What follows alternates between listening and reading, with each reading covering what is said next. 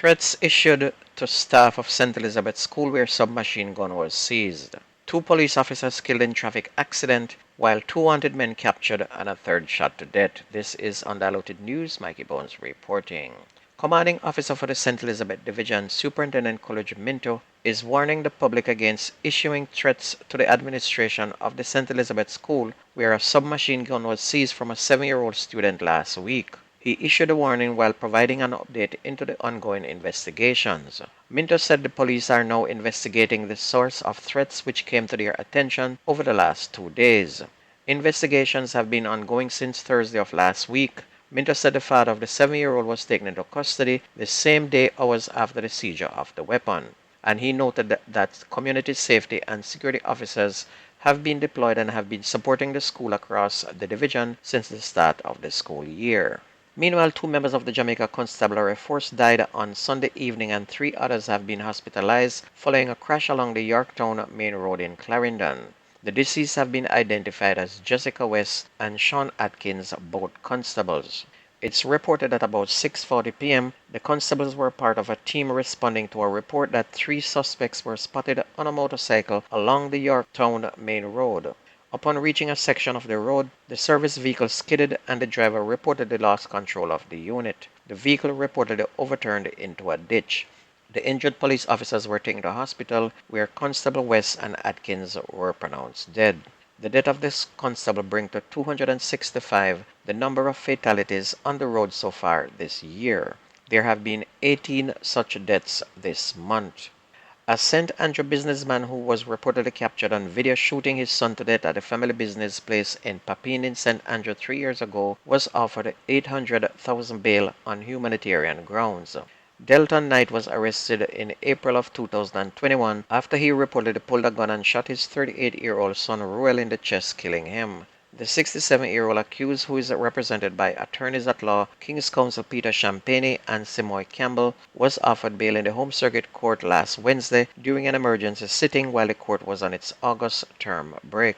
The businessman was previously denied bail due to the strength of the prosecution's case, which includes the video recording of the incident and witness statement.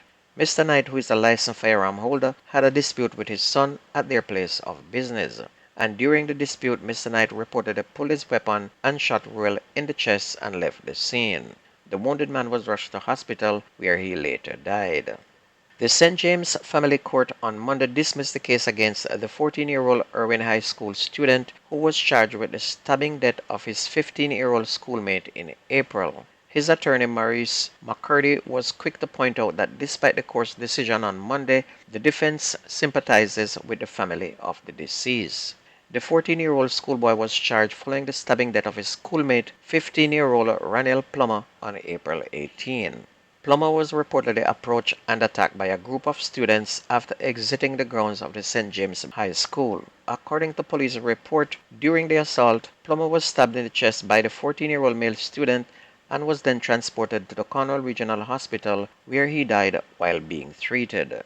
Dancehall artist Adidja Vybz Kartel Palmer sparked a national firestorm after he appeared on stage during the public session of the People's National Party 86th Annual Conference at the National Arena on Sunday. Sporting what has now become his traditional orange kerchief covered much of his face, Kartel greeted the massive crowd in the arena with the clenched fist which is used by comrades in their salute. Outside the arena, comrades said that this was a positive signal for the party and would enhance its chances at the polls whenever the next general election is called. He went to the conference along with Isaac Buchanan, his attorney, who is a staunch power gun. Accompanying them was also the Maroon chief Richard Curry, who also gave a fiery speech. Some people even went as far as to call for Kartel to get elected as an MP.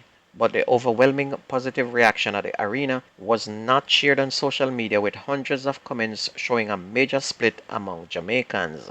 Some said the PNP just approve more and more that they stand for everything wrong, said one user on Instagram.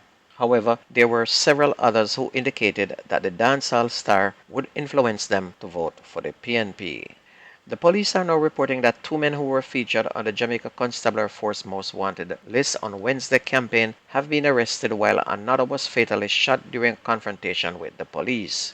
Romario Grant, otherwise called Kaka, who was first named as wanted in January and was featured on Wanted Wednesdays in June for murder in the St. Andrew South Police Division, was captured after the vehicle he was traveling in was intercepted on Buds Crescent in Kingston, too.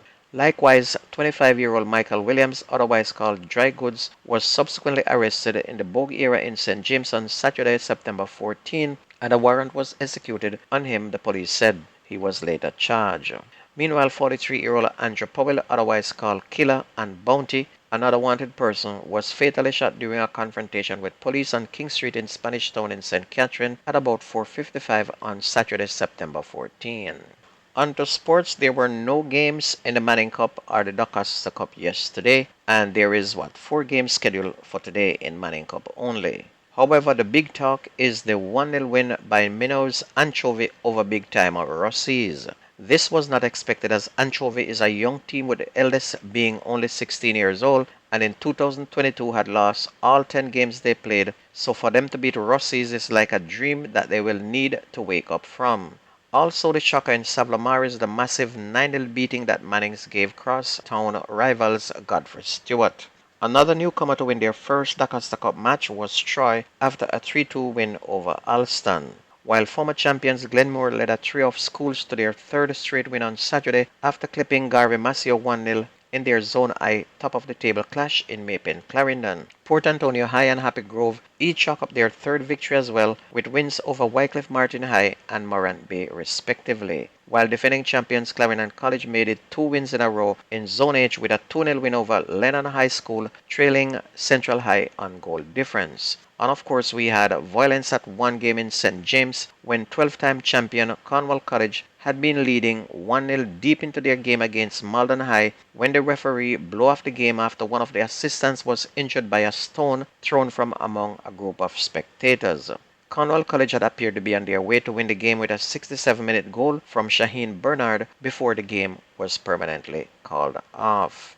In Manning Cup, the Manning Cup was not without drama after Stats recorded a hard-fought 1-0 win over Calabar at the Coliseum Drive field, this after playing out a 0-0 draw in their opening match of the season against Vauxhall. Giovanni Douglas netted the all-important goal for Stats in the 19th minute, but both teams ended with 10 men after Calabar's Jaheim Rankin received a straight red card for using an indecent language towards the assistant referee in the 76th minute. Stats were also reduced to 10 players in the 90th minute when J. Lloyd Simmett received a second yellow card.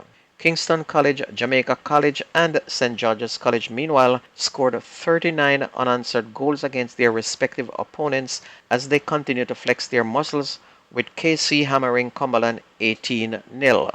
JC battered Ascot 11-0 and St. George's College beat Papine badly 10-0. And this is just showing how far ahead some teams are compared to others. And if you missed the news on this station, please go to YouTube, type in Jamerican Undiluted News, listen, like, share, and subscribe to keep the news going. My name is Mikey Bones. Have a good day. I gone.